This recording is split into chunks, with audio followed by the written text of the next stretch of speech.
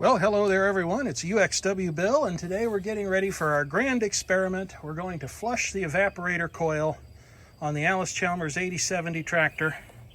This first round is using denatured alcohol at the suggestion of some of the commenters on the last video. And I've got all these hoses linked up, and now we're going to put pressure to this, and we're going to hope it doesn't leak. Which so far it's not, so that's a good sign. And then up on the evaporator, I've got a piece of plastic hose wedged over the suction line, the heat-laden gas that would be leaving the evaporator, even though to the touch it still feels quite cool. And we're going to try to catch the majority of our flush in here because it's going in water clear, and I want to see what color it comes out. I left a little bit of an air gap there. So now I got to get all the way up here. Now the idea here is not to make an absolutely enormous mess with this. I'll be very surprised if that doesn't end up happening anyway. But you can see how I've got the suction line there coming off of the evaporator. I have a piece of plastic tubing wedged on it. And then I have this thing. And the space is kind of tight here, so this may make a mess anyway. But we're going to try to find out what it'll do. I think it's actually working.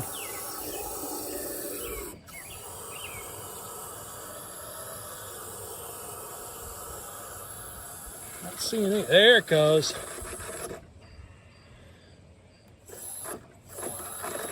Well, we'll look at it down in the bottle because I can't really tell anything up here. But so far, I'd say that's working amazingly well. I'm actually going to do this twice. First with the denatured alcohol, and then with the system flush. And hopefully there'll be enough nitrogen in here that we can purge all the denatured alcohol out of here.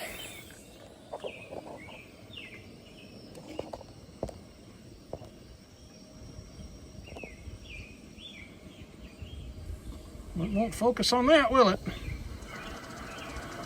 There it finally did, maybe. Just a minute. Just a minute. I think we just had a little bit of a catastrophe.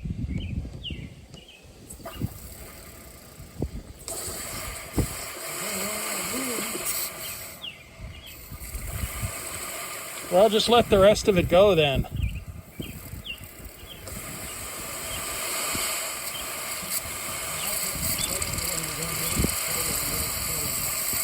Oh, I think I will. All right, so now we should have pretty much all the alcohol out of there. Just be some odds and ends and vapor in the system. Boy, you can smell that grain alcohol. Woo! Probably get loaded doing this. Needless to say, if you're thinking of doing this, not only would I strongly suggest not smoking because you'll be smoking long after you're through, but I would also strongly recommend that you only do this outdoors or in a very, very well ventilated area, preferably something ventilated by what is likely an explosion-proof motor. But there we go, that's our first round. Okay, so this stuff was water clear when it went into the system. And the good news is it's still pretty clean. It's a little bit foggy. And there are some suspended particulates in here that I'm hoping maybe I can show you. There they are. But now, it's time for round two with actual system flush. For anyone who happens to be wondering, this is the flush that I'm using, and this is absolutely not a sponsored video. This stuff is also absolutely not cheap, about $50 a gallon, and I've got 2 of them. All right, well, that first round actually went fairly well. The only modest disaster we had, which is why my dad said a swear word in the background that you may have heard, was the plastic hose that's here on the suction line shot out of the bottle, even though I had kind of tried to tape it into place. I don't know, maybe the alcohol worked on the tape or something, but I think I've got that put to a stop now. So now this is going to be with the actual flushing solution.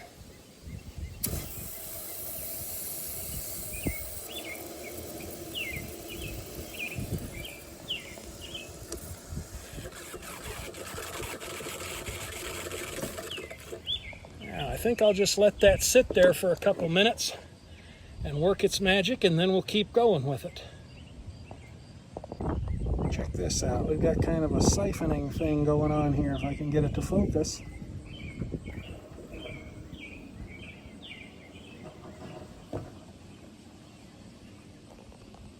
You're running it through pretty hard.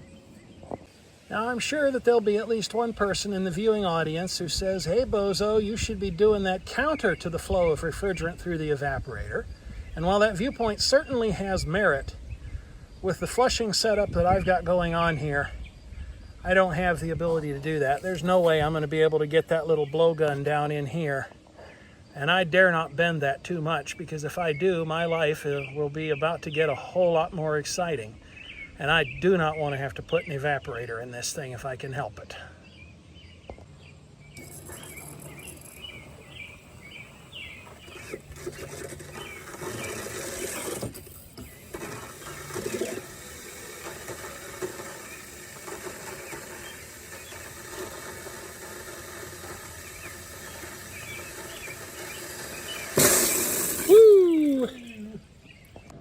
I let the flush sit in the evaporator for a few minutes on 2 separate occasions, and then I continued to push it through.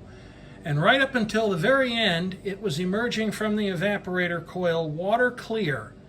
And then as I swept the rest of it out with the nitrogen, one last batch of liquid came out, liquid flush came out, and just look at this.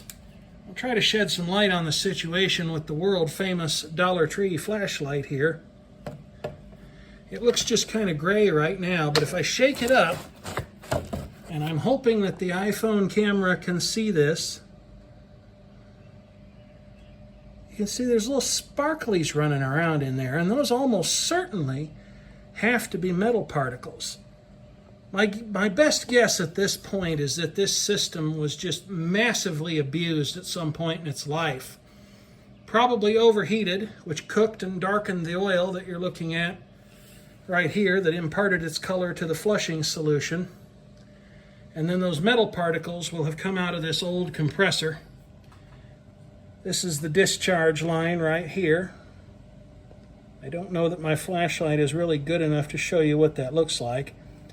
But I think this compressor was in the process of tearing itself up internally, and that's where the metal particles would almost certainly have come from.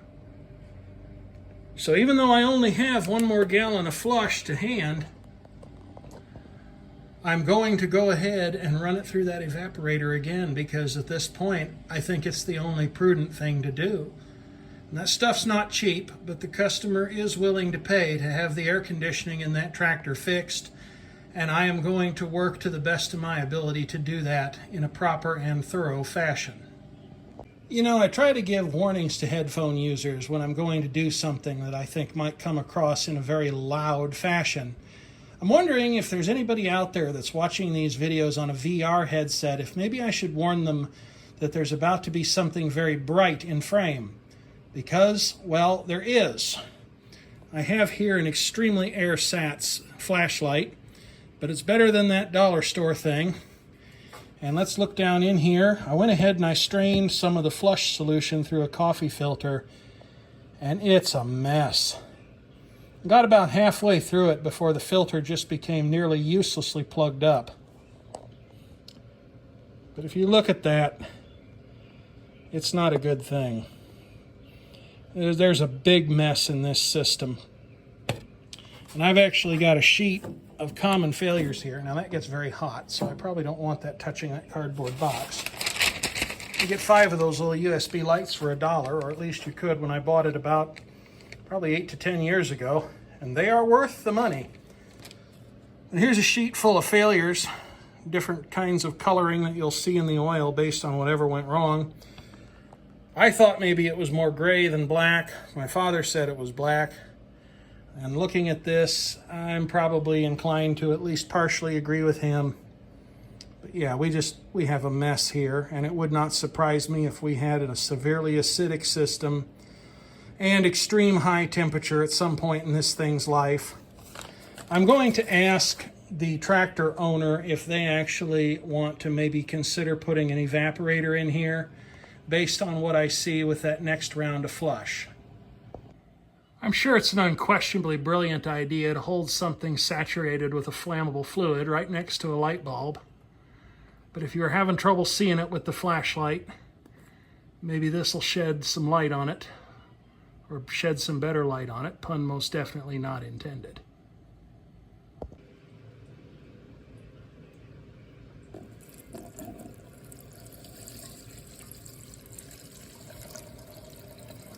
It'll drain through pretty fast at first, but as you'd expect and the filter becomes plugged up, it slows down quite dramatically.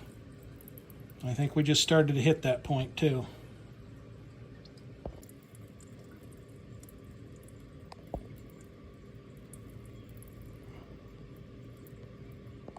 So this is the blowgun that I have been using to push the flush through the evaporator coil in this system.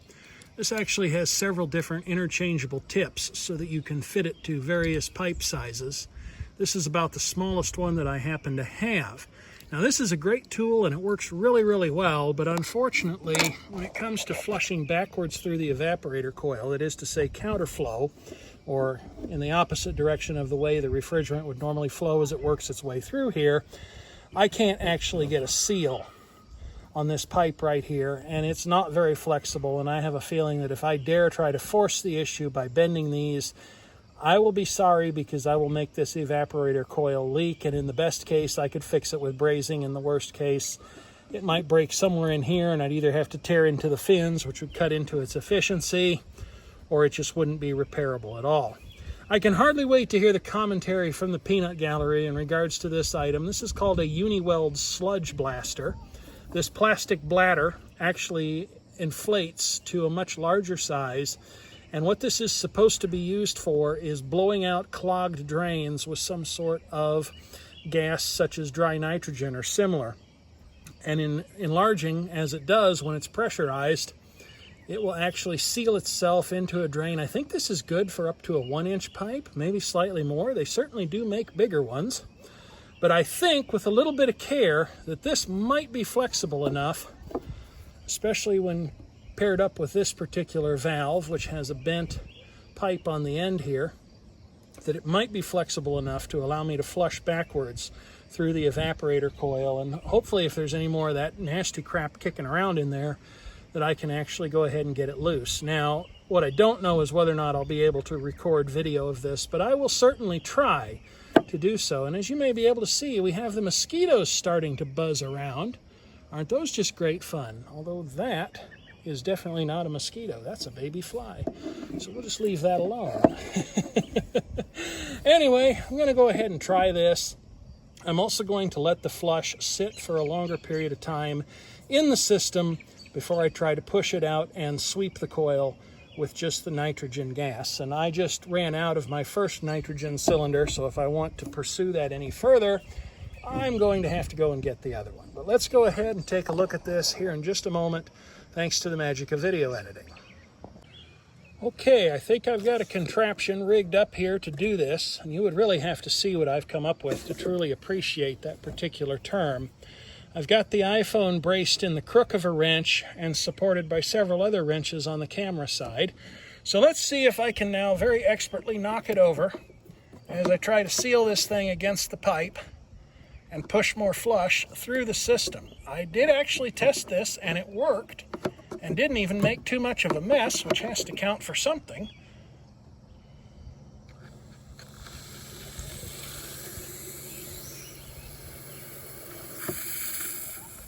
Now that I've got the coil full of flush and it's circulating around, although that siphoning effect may be a problem, I'm going to let it sit for about 20 minutes or so and just see what happens when I come back and push the rest of it through the system. I had to go take care of some other stuff, so the flush has actually been in the system a little longer than I wanted it to, but I suppose that certainly can't hurt anything. And I'm rapidly running out of daylight, as I'm sure you can tell.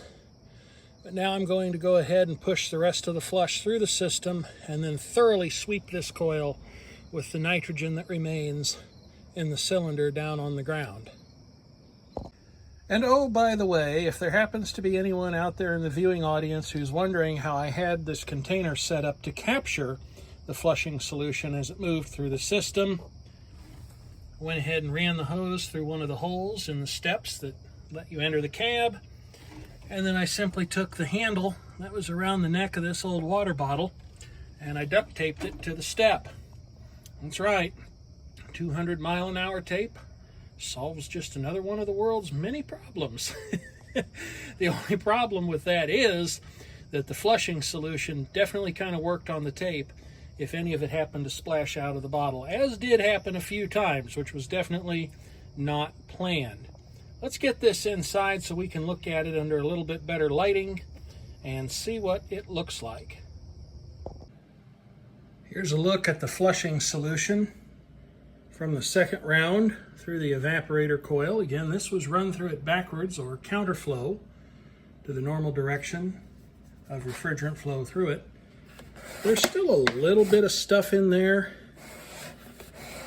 but I think it's clean enough that, especially if I continue to sweep it with nitrogen, and we'll certainly have a brand new, fresh, clean, very heavy duty filter dryer on there, that we might be okay. And some of that might be stuff from round number 1. I tried to clean this container out as best I could, but I was not able to get everything. And it's here that I would like to pose a question to those of you in the viewing audience. How many of you out there would replace the evaporator coil? Answer honestly. I'm just curious. Obviously, it's going to depend on what the owner of the tractor decides to do. If they actually want to go to that expense, I will do it. But if they don't, we'll run with the coil that we have. And I somehow suspect that's exactly what's going to happen, because the gentleman who owns the tractor has already sunk a small fortune into air conditioning system parts on it so far. And we may not be entirely done just yet. We are going to replace the condenser coil, because I have learned since I did the overhaul on the 7020 model tractor that the type of condenser coil they used is likely not a flushable type. So we have a brand new, fresh, clean condenser coil ready to go in not only the 8070, but also the 7020 when it's time to be overhauled comes again. As always, folks, I'd like to thank you for watching. I certainly hope that you enjoyed the video. As always, if you have a constructive comment or a question, something you'd like to know, feel free to post it down below. And of course, thank you for watching, as always. All right, folks, here's a little video postscript, because this is just too unbelievable not to make mention of. What the heck did somebody do to put that fitting on this old condenser coil? They use an impact? I don't know. But those threads are just beyond ruined. And this thing came off so hard, I have to wonder if maybe it was cross-threaded. I'm really thinking that's a possibility, especially because of that right there, just above the good threads. So it's a good thing we're replacing this. All right, even though this coil's considered non-flushable and we're definitely not reusing it, I still want to see what happens when I push a little bit of flush through it. Just how bad it looks when it comes out. Well, it'll take a lot of flush to go through that whole thing, I think. And I think I had some parts come off that I didn't think came off. And of course, you're right in the way. I could reach through this side, maybe. Well, he's right about that. It is taking a while to get through there. Well, you and I both know that this is going to take a while. Well, that was clever. I pushed that. There you go, just filthy dirty. Oh yeah, that looks absolutely terrible. Yeah, the hits just keep on coming with this system. That's what was in the condenser coil.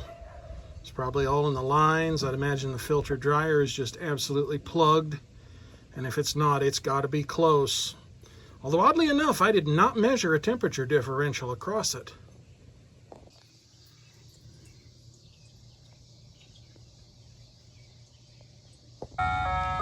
So how is it these keep showing up almost every time I make a video lately? Fortunately, this time I'm prepared. So here's what I got this time around. Honestly, I think I like that better than I do birthday cake cones, although they had that as well. I actually asked the person driving that van where they were from, because they said that they were headed home, and it turns out their home base is Davenport, Iowa. Man, that's a long ride, because we're right here in the flatlands of eastern central Illinois. I just can't even imagine, and I don't know how profitable those things honestly are. I made a note of the name on the van, so I suppose I could look them up and you know, see if they have a website or anything like that, although they're not going to tell you how much money they make or anything along those lines. But I'm going to hazard a guess that even in a fairly popular area, that's probably a very hard way to make a living. All right, folks, that's where the video well and truly ends for now.